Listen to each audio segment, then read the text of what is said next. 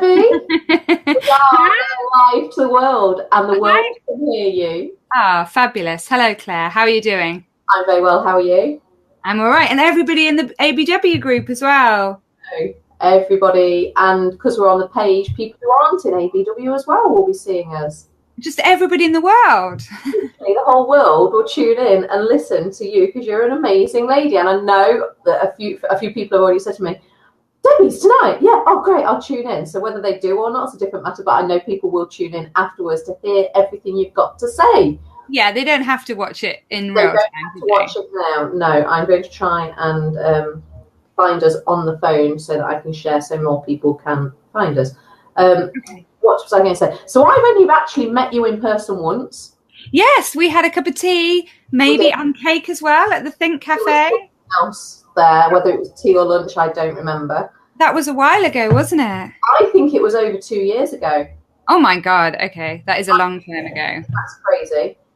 But I feel like I know like so much about you because we're both social media on it, and so I feel like I know your life quite well. I feel like I know you quite well, which I think is what people need to do.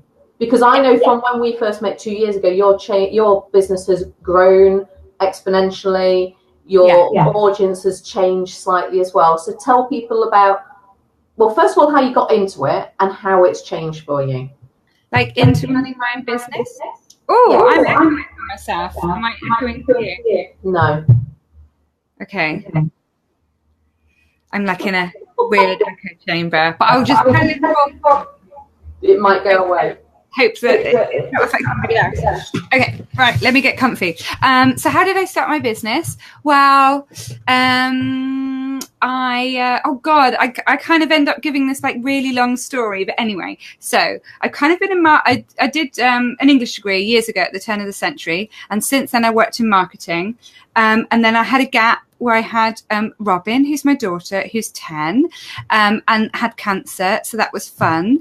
And then after 5 years of kind of being on income support, decided that I wanted to work in a cafe and put on Facebook, does anybody have a job in a cafe? And a lady replied and said, oh, we used to work together and I'm starting up this new social enterprise. You're too good for a cafe. Do you want to come and start up this new business with me? So I did that with her for 2 years, and I get bored quite easily. And so at the end of 2 years, she said, well, here's 2 months' wages. I'm kind of sacking you kindly. Here's a similar social enterprise that's starting in Camden. Why don't you go and help them start that one up, as you've just done this here? So I went and did that. And then I was like, oh, I'm quite liking this freelance. I don't really want to go back to, and I was looking for jobs and they all look shit and boring. And the idea of doing an interview was like, same office every day and all that, and having a boss. Yeah, and all that stuff. Yeah, I've been sacked a lot of times in my life. I think I'm kind of unmanageable. And so I just thought, oh, I could do this to other people. So I started managing a charity in Camden, their marketing and PR. And then I thought, oh, there's something in this. And maybe that was like 5 years ago. And I was like, oh, this is a thing. And so just started doing the same for other companies and kind of developed my brand called Heard Media. And did that for 3 years, I think, working with like the city council and some charities. And then people kept saying to me, but how do you do it? Can you just show me how to do that? Can you just show me how to use Twitter? Can you just do this? And then I started doing more of that and thinking, oh, I prefer this than the doing of it. And so kind of moved from Heard Media as a digital marketing agency to Debbie Dooodah as a coach and now a university lecturer. So it's kind of a very organic, not thinking so much about it and just sort of going, oh, this is what's happening. Going with the flow of what. Going with the flow. And I think centered. Yeah, for sure. And I think my Instagram post today, which was a quote that I found that I really like, is like, ride the horse in the direction that it is going. Yeah. And I thought, yeah, like if things are presenting themselves and people are saying this is what we want you to do and you're good at it and you can, and then it's like, oh, okay, like. Yeah. So when we met 2 years ago, you were doing social media for people. You were there like social media manager. Now, they've changed since then, haven't they?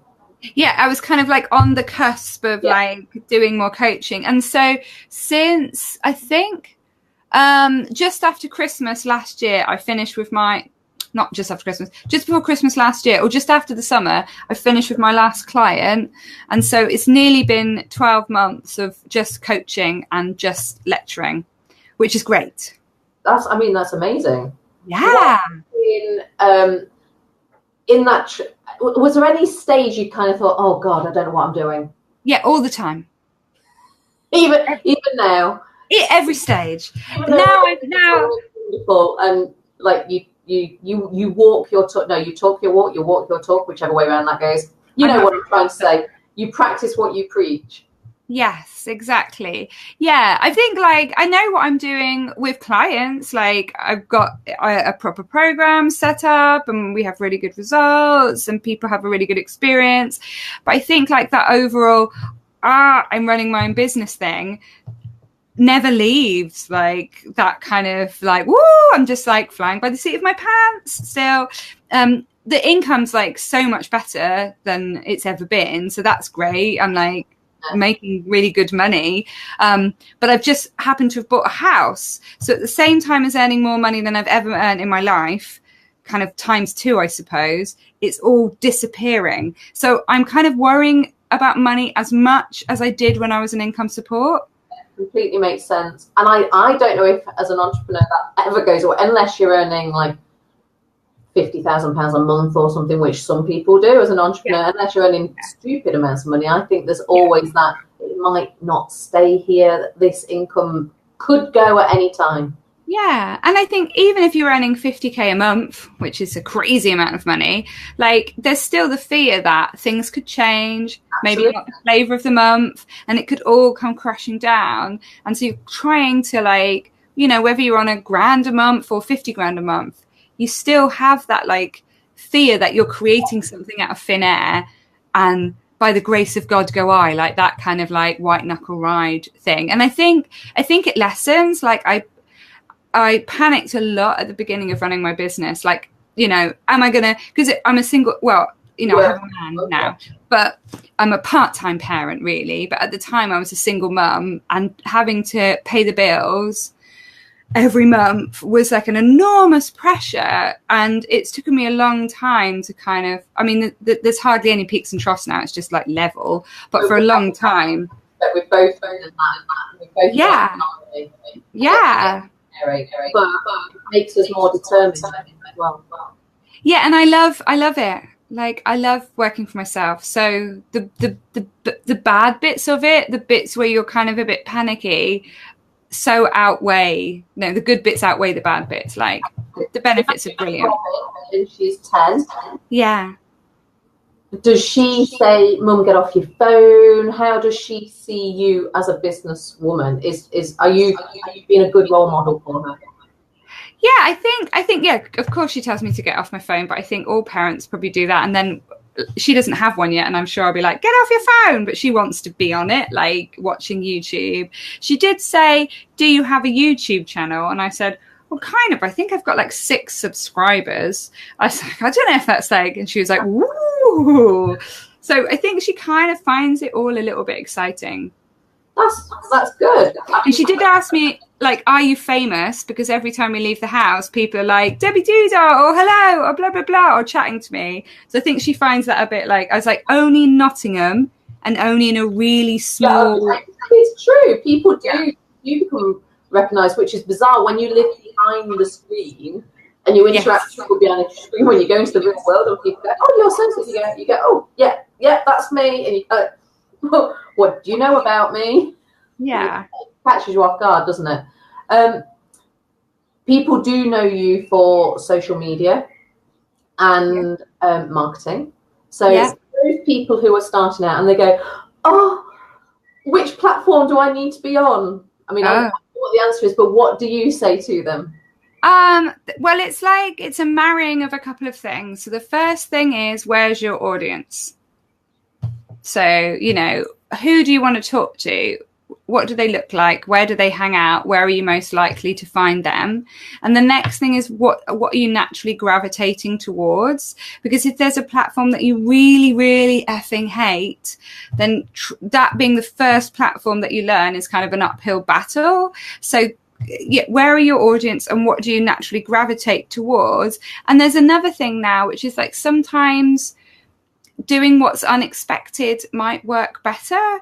So there's like platforms like Facebook's kind of saturated. Like there's a lot of stuff on Facebook, and to build an audience from scratch on there is quite an uphill battle. To get a good reach, to get people liking your stuff, to get them commenting and sharing, like that takes some knowledge of how to create content. And something like Instagram is a bit more of a easier learning curve.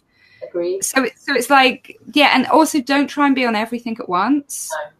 Because and maybe when people burn out, they go, I haven't got the time to do it all, so therefore I won't do anything. Yeah, sure. So maybe do like one or two things, and you want social media to feel like gear changing. Like, you know, I'll drive around and I'll be like, oh shit, how did I get here? I've got no idea. Like I've just been changing gear and I've been doing all this stuff. And you want marketing your business and building relationships with your customers to feel like driving a car, so it feels really natural. And once you've got to that point with one, then add another one in. But if you're trying to learn everything from the beginning, it's too much. So yeah. But there's a thing like, I was at a conference last week and they were talking about how, you know, LinkedIn's kind of uncharted territory and it's a lot quieter. And, you know, if you're like a florist or make bespoke shoes, then you've got tons and tons and tons of competition on things like Facebook and Instagram. But if you can create a presence on LinkedIn, you're going to have a lot less competition. But there's still loads of customers on there. So sometimes in marketing, it's like, if everybody's doing this, then maybe go left field. You mentioned Facebook, and you are an expert on Facebook. But which is it your preferred platform? Is it where you entice most of your customers in? Where you I get a lot of love on Facebook, and people do post things on there. Like I did a Facebook Live earlier, and somebody was like, oh my God, I've been following you for ages and I've only just got round to saying hi. Yeah. I really like your stuff. And it's like, that's really nice. Yeah, that Facebook, like I caught it later. It was about, is Facebook dead, isn't it? Yes, is Facebook dead? So that was it. So that's really nice. So I do get a good reach on there. I like them all, to be honest, because I like communicating and building relationships with people. And for me, that's what they're for. It's not like broadcasting, like buy my stuff. It's just, how do I build relationships with people? And I started initially on Twitter. Like that's how I built up the First Tuesday network that I run for kind of, I don't know, 4 years or something, just through that, you know, just through using Twitter. And I really like the one-to-one element of that. Like you can have proper chats with people, you can build lists, you can kind of, I don't know, get good PR from it. And so I'd say if I look at the back end of my analytics, like most of my traffic comes from Twitter or Facebook, but less traffic comes from something like Pinterest. But the traffic that comes from there tends to spend ages on my website. So they're kind of more valuable in a way because they're reading loads of content and they're shuffling around like little hedgehogs, like, ooh, what's over here? Like in weird corners of my website. I'm like, what are they doing? So that's interesting. Like, it's not always the volume that's important. It's like the actual interactions. So you mentioned analytics. I am a bit of an analytic geek. Oh, I love it. How did they say they went to this page and they've dropped off? Why have they dropped off? Yeah. People laugh at me, but we're quite like-minded on that one. How often do you look at your analytics? How often should people be looking at theirs? I'd probably say like, I don't know. I look at mine quite a lot, so probably not as much as me. Like, I think the thing that's really interesting as well, if you're changing and making amendments to your site, go and look at your analytics a week later. Like, I changed my homepage quite recently while drunk, and I made it longer, and I said I'm not a wanker, and my bounce rate was really high. So I was like, maybe I shouldn't amend my website while having a couple of That's the one. So I went back and changed it to what it was. But if you don't understand how to look at Google Analytics, I would never have known. And I just think, oh, wow. If anybody's watching, it's really quite simple to hook up Google Analytics to your website. Yeah. I particularly like looking at analytics when you've posted a blog or something. You go, right, how many people are reading it right now? Yeah, sure. It's interesting. It's interesting to see whether they stay around long enough to see it all, or whether they're just clicking on and then doing one. It is all useful information to build your marketing for your business going forwards as well, isn't it? Yeah. What about Facebook ads? Oh, yeah. What about Facebook ads? Well, they're like probably like double the price they were like 4 years ago, which is really annoying as a marketer. So they used to be so cheap. And I was like, this is amazing. Yeah, Facebook ads are great, but you can waste a ton of money on them if you don't know what you're advertising. And I think if you're advertising a buy my shit, like literally come to my website, you've never heard of me from before and buy this thing, you're probably going to see no return for your money. Facebook ads work better if you're like, I don't know, come and read this free piece of content or come and sign up to this free guide. And you're kind of giving people something in exchange for their email list. And then that's where you build the relationship. But if it's literally, do you want to work with me? You're going to see very little, or buy my slippers, because people tend to do. That's where they tend to spend the money. And then they say, I spent however many hundreds of pounds on ads. And you kind of go, oh, yeah, please. No, don't do that. If you're watching and you're considering Facebook ads, please don't. Yeah. Because I think the thing is you know, as business people, we need to know that people love buying stuff because it makes us high, because it releases all these endorphins, and we're all like, woo! Everybody hates being sold to. You know, you hate going to a shoe shop and having that person following you around going, can I help you? And you're like, I'm just browsing. And then you kind of want to run out of the shoe shop because you feel weird. That's what we're doing on social, isn't it?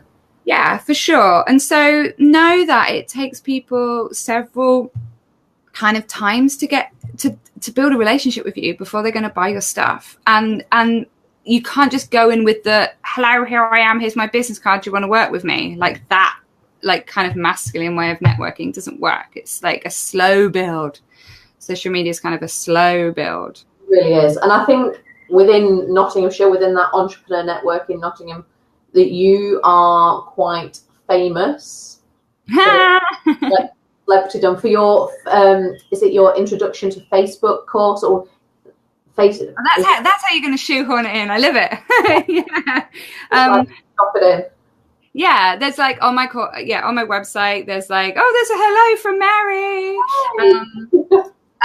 Yeah, there's a free Facebook 5-day mini course on there, which is kind of helping people understand how do I use Facebook and get a good reach without having to pay for it. Like, what are the algorithm rules? Like your Facebook page or Facebook group or your Facebook profile? Your Facebook page. So just Facebook pages. Sometimes when you are new to Facebook, and I was just speaking to somebody this morning who's going to be launching a business and she doesn't even use Facebook yet, but that is where her target audience are going to be. She's like, but I don't have a Facebook profile. I said, well, just create one and don't use it, but you're going to need it for your page because you can't have a profile. You don't have to use your personal profile to run a business. No, it's a corridor. Yeah, it does help because people, as you've said, we build relationships with people, and it can take months, it can take years, can't it, before somebody comes to you and says, I've been watching you and I want to work with you. Yeah, there's this tipping point. Like, you put all this effort in here and then suddenly this goes boom and you're like, oh, now it's coming to me. Like, but you have to put quite a bit in here before it starts doing that. And that can take a long time for people. And it's the same with networking. If you don't stick with it, if you don't put in the effort, you aren't going to get the rewards back because you've given up essentially. And the contacts that you're making, no matter how small they are on social, can have a big impact in 18 months' time, in 2 years, and so on. So I think my biggest message would be just keep going on it. Yeah. There's nothing else to do.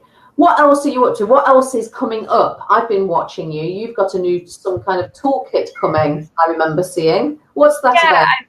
So for a long time, I wanted to launch this kind of an online community which has got all the tools that I use with my clients kind of as videos or printables or PDFs.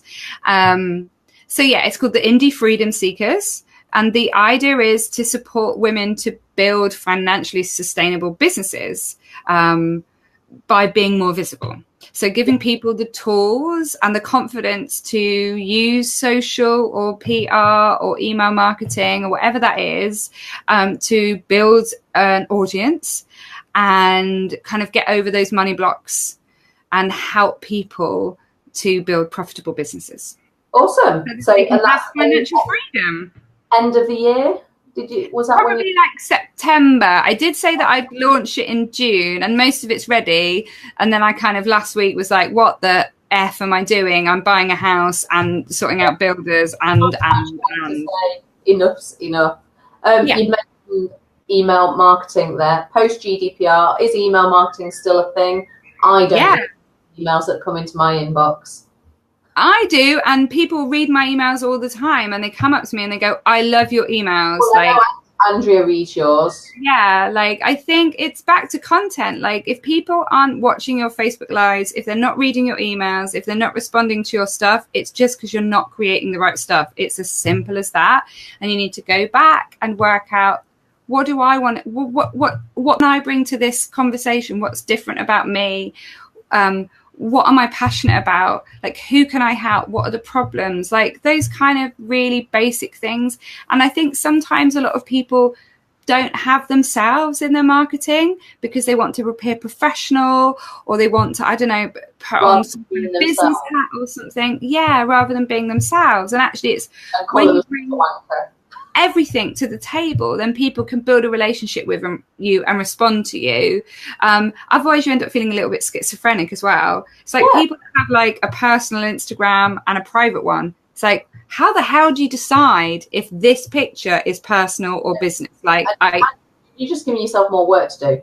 Just giving yourself more work to do, yeah. So like, yeah, if you're creating emails and people aren't reading them, you're not interesting. I mean, my problem is I get emails from people who I do want to read the emails from, and I try and save them, and then 2 months later I'm like, oh, I haven't read it, it's going to be out of date, and I end up deleting it. Oh yeah, you need less. I know. I was hoping the whole GDPR please opt out thing may have lessened it. I think people have ignored that button that I pressed, but I will be subscribing to lots of things. I don't get very many emails, just a few from select people that I think, and I know that I signed up to this woman's email like a while ago because I was like, oh, it's interesting, we're doing similar things, and oh my god, like she gave me nothing of value, and every single email was just a buy my 2 days left, it's running out, and I was like, I haven't even got a relationship with you. I don't even know anything about you. Why would I buy your stuff? I don't believe in you. You're authentic. And I think people like to see that we're not perfect as well. I'm just human. Yeah. So when we're on our lives or whatever, I mean, I'll go on looking at like whatever I'm looking like at that time. I don't feel the need now. I did a couple of years ago. I wouldn't have gone live without having makeup on and all sorts. But ever since I started doing them on the dog walks with rain and stuff, I just thought, people are more interested in what you're saying than what you look like. And I think that's true for anybody and everybody. It doesn't matter what they're doing. If you're saying decent, informative things, then they're going to listen and watch, aren't they? Yeah, for sure. And I think like, especially like Instagram stories is massive at the moment. Like jump on that train if you're on Instagram. And the thing with them is that Facebook stories.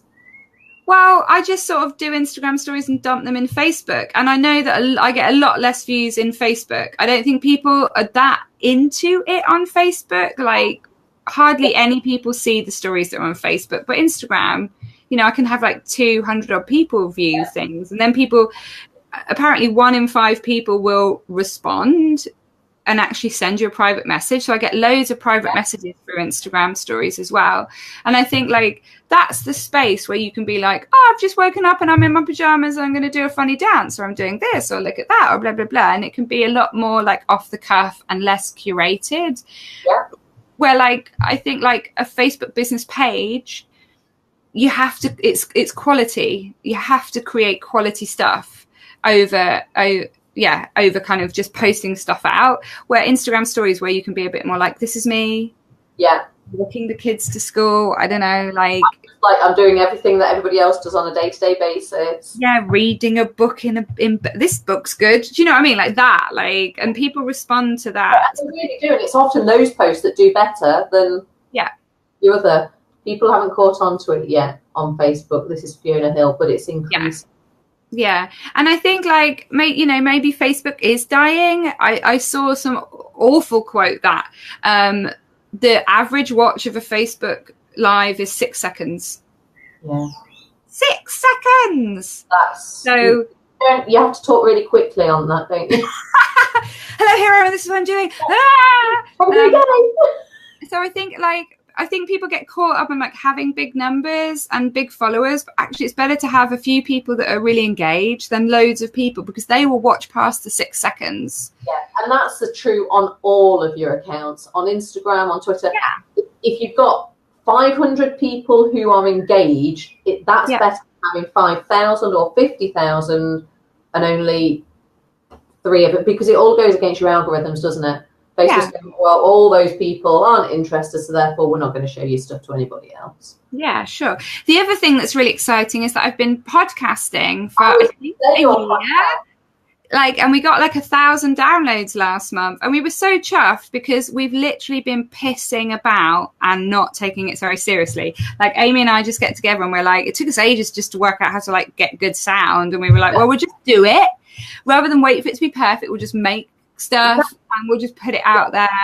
And like, it was perfect. No, and if you wait for it to be perfect, you'll never get it done. And people are quite forgiving, and they're like, "Oh wow, at least you're doing a thing." But the response has been great. Like people are. Called, and where can people find it? It's called Women Who Create, and you can find it on Spotify, on iTunes, and on Stitcher, and on my website. Although sometimes I'm a bit slow at uploading them on there. So the more up-to-date ones you'll find on kind of Spotify and iTunes. But that's great because we're like connecting with people all over the world who've been listening and posting. I'm loving listening to this, and it's really fun. I mean, people say to me, I don't know where you find time. I don't know where you find the time to do all of that as well. I mean, a podcast is a fab thing to do. But as you said, things don't have to be perfect when you launch them. At the end of the day, you just need like a phone that you can record onto for your voice. No, I have like a proper microphone. Yeah, I believe that. That's very, very loud on here. But you wouldn't necessarily have to have that to start. No, because we had the microphone and the stand was still shit because we didn't understand how to use it. You've got the equipment, you still need the tech know-how. When we came on here, when you came on, the sound didn't work. Yeah, exactly. It's like, what's happening? So I think we've covered quite a bit there, and it's let us be on longer than 20 minutes as well. We've done nearly half an hour. Is that like sneaky?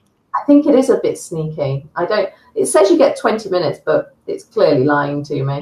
So thank you ever so much. I'm going to put this on YouTube. Oh, so, fabulous. That's exciting. I know, isn't it? I've got to download it first. Like you, it will happen. It might not be tonight. Yeah, that's fine. That's fine. So thank you very, very much. I hope thank you for inviting me. Know you a bit more. Yeah, lovely. Face behind an avatar. Just yellow, all the yellow. I don't realise, yellow is Debbie Doodah's colour. And if you look at her branding that was done by Ursula, was it? The photography was done by Ursula and the website by Alex Hardwick. So two fabulous ladies in my team. Yeah, you'll see that the yellow is everywhere. So it's an amazing job. Everything about you is fantastic. Oh, I love you. Thank you. Thank you for coming on this evening. You've made my day. Why don't you go into the comments now, drop all your links in. So drop the link to the podcast in there, drop the link to your website in there as well, and your Facebook thingy as well. Thank you. All right, lovely. Thank you to everybody who watches and in the replay. It's been grand. All right, have a lovely evening. Bye.